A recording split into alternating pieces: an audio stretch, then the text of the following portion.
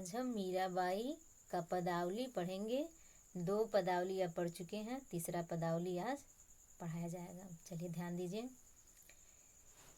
माहिरी में तो लियो गोविंदो मोल, माहिरी में तो लियो गोविंदो मोल।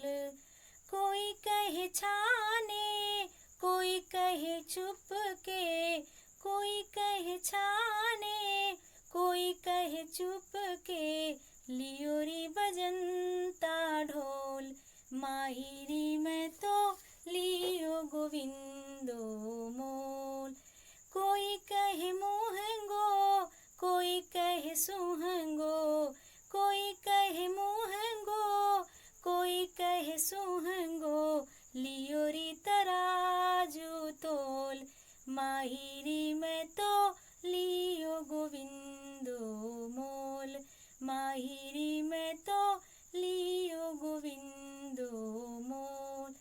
याही को सब जाड़त है, याही को सब जाड़त है, लियो री आँखी खोल।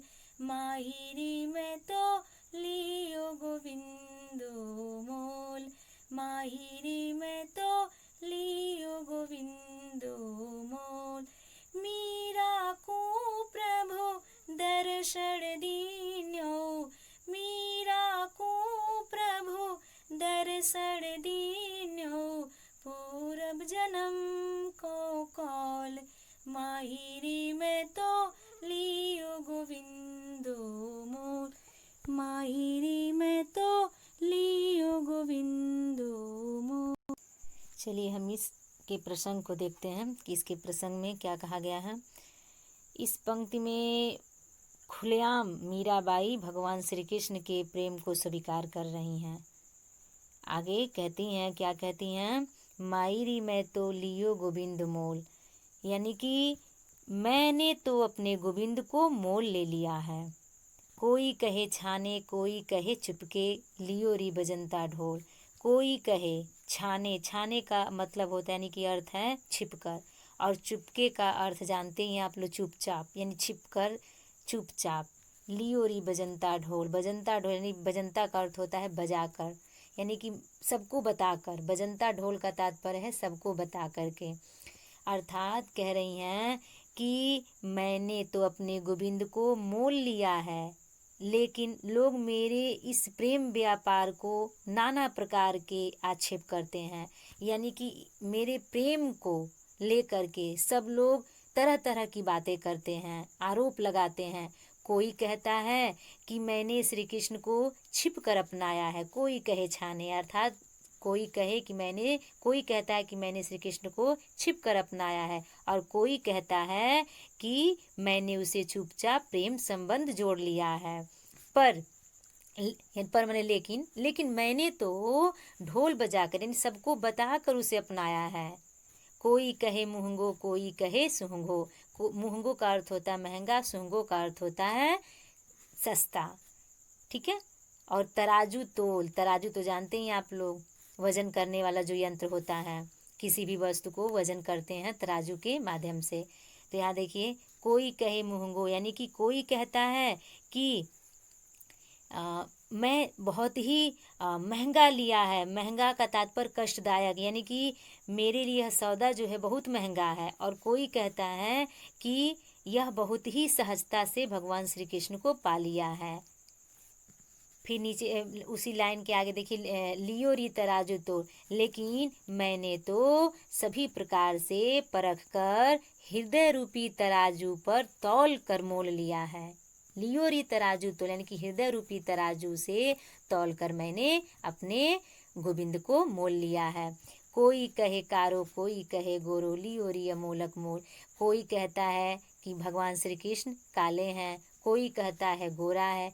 जैसा भी है मेरे लिए वह अमूल है, यानी कि जिसका कोई मोल नहीं है, मेरे लिए क्या है, वो अमूल्य वस्तु है। फिर नीचे कहा गया, या ही कु सब जानत है, लियो री आँखी खोल। और सब लोग जानते हैं कि मीरा ने श्री कृष्ण को आँख बंद कर अंधविश्वास में लिप्त होकर स्वीकार नहीं किया है, उसने तो आंखें खोलकर सब कुछ सोच समझकर उसे प्रीति संबंध जोड़ा है। लियो री आँखी खोल, यानी कि आँख को खोल कर, आँख को खोलने का मतलब सब कुछ सोच समझ करके उसे प्रीति संबंध जोड़ा है। मीरा को प्रभु दर्शन दिन्यो, पूर्व जन्म को कौल, कौल का वचन होता है वचन, दर्शन यानी दर्शन, दिन्यो माने देना।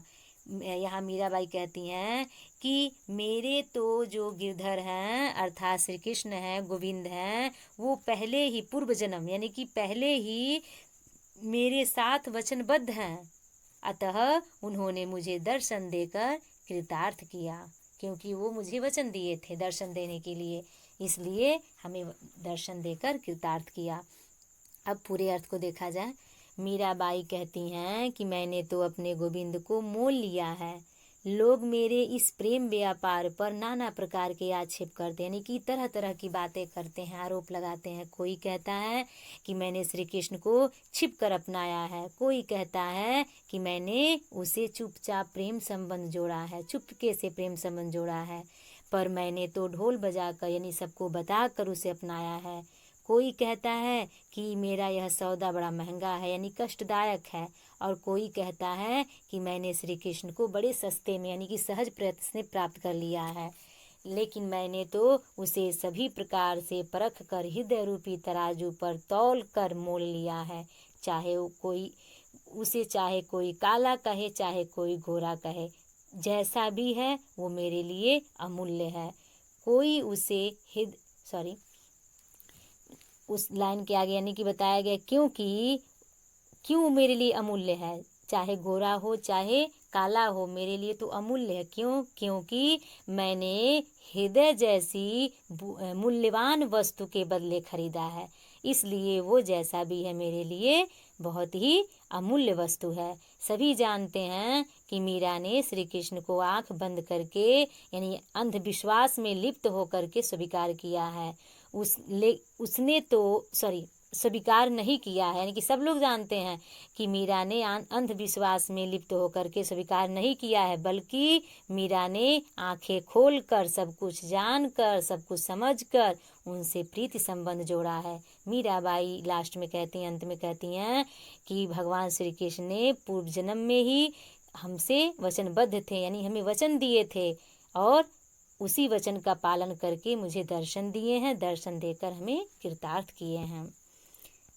इस आप तीसरे पद का अर्थ देख चुके हैं।